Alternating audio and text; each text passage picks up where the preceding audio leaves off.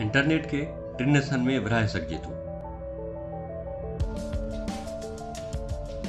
पहिरें हिसे खे सरफेस वेब चइबो आहे।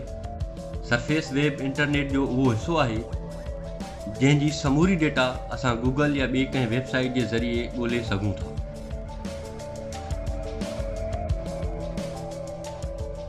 इंटरनेट जे ॿिए क़िस्म खे डीप वेब चइबो आहे। डीप वेब में उहे शयूं अची वञनि जेके गूगल या ॿी कंहिं वेबसाइट ज़रिए ॻोल्हे नथियूं सघजनि, जीअं इंस्टाग्राम जे प्राइवेट अकाउंट जूं तस्वीरूं या अव्हांजा ईमेल वग़ैरह, जेके सिर्फ़ु मालिक ई पासवर्ड हणी ॾिसी सघे थो।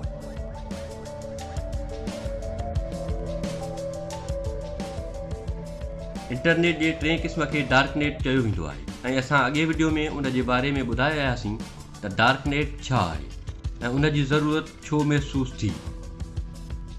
डार्क नेट खे कंहिं मख़सूस ब्राउज़र ज़रिए हलाए सघिजे थो।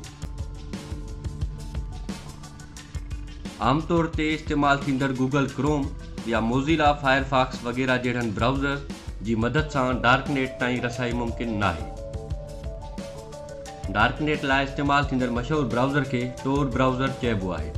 टोर हूअं त आम ब्राउज़र जहिड़ो ई आहे, पर उन जी मदद सां अव्हां का बि वेबसाइट खोलींदो त अव्हांजी शनाख़्त लिकल रहंदी। असां आम तरह ॾिसूं था त अक्सर वेबसाइट जा नाला आम ॿोली में हूंदा आहिनि, जीअं गूगल ऐं फेसबुक वग़ैरह, ऐं उन जी आख़िर में .com, .org या .net वग़ैरह हुजे थो। डार्क नेट में हर वेबसाइट जी आख़िर में .onion हूंदो आहे ऐं उन वेबसाइट जो एड्रेस आम वेबसाइट बजाए अंगनि ऐं अखरनि ज़रिए लिखियलु हूंदो आहे, जंहिंखे यादि करणु इंतिहाई मुश्किल आहे। फ़र्ज़ु करियो हीउ डार्क नेट जी हिकु वेबसाइट जो एड्रेस आहे। जेकॾहिं हिन एड्रेस खे आउं मोज़िला फायरफॉक्स में खोलियां त न खुलंदो, पर साॻी वेबसाइट टोर में खुली वेंदी।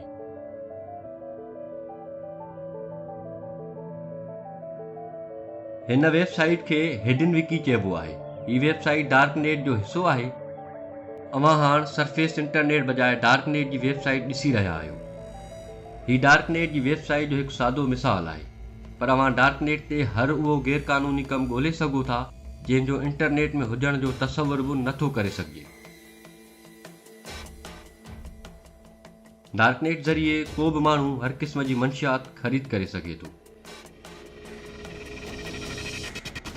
डार्क नेट नशे आवर ऐं पाबंदी पियल दवाउनि वारियुनि वेबसाइट सां भरी पई आहे। डार्क नेट में तौहीन रिसालत समेत तौहीन मज़हब बाबति चिड़ ॾियारींदड़ मवाद बि मौजूदु आहे। हिते किराए जा कातिल बि मौजूदु आहिनि। डार्क नेट में रेड रूम नाले टार्चर सेल मौजूदु आहिनि, जिते लाइव वीडियो ज़रिए माण्हुनि ते तशद्दुद कंदे ॾेखारियो वेंदो आहे।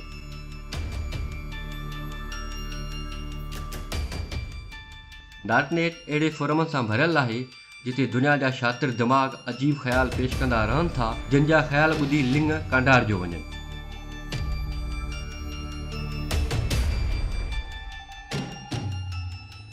पर शर्त उहा आहे त तव्हां कंहिं रीति उन डार्क वेबसाइट जो एड्रेस ॻोल्हे वठो।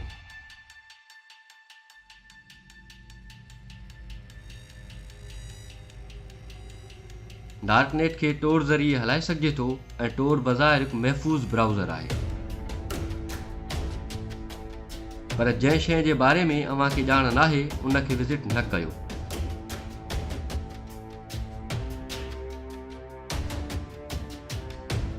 डार्क वेब आम इंटरनेट नाहे, हीउ ॾोहारियुनि ऐं शातिर माण्हुनि जो नेटवर्क आहे, जंहिंखे विज़िट करण सां अव्हांखे ज़ाती तरह को नुक़सान बि पहुची सघे थो।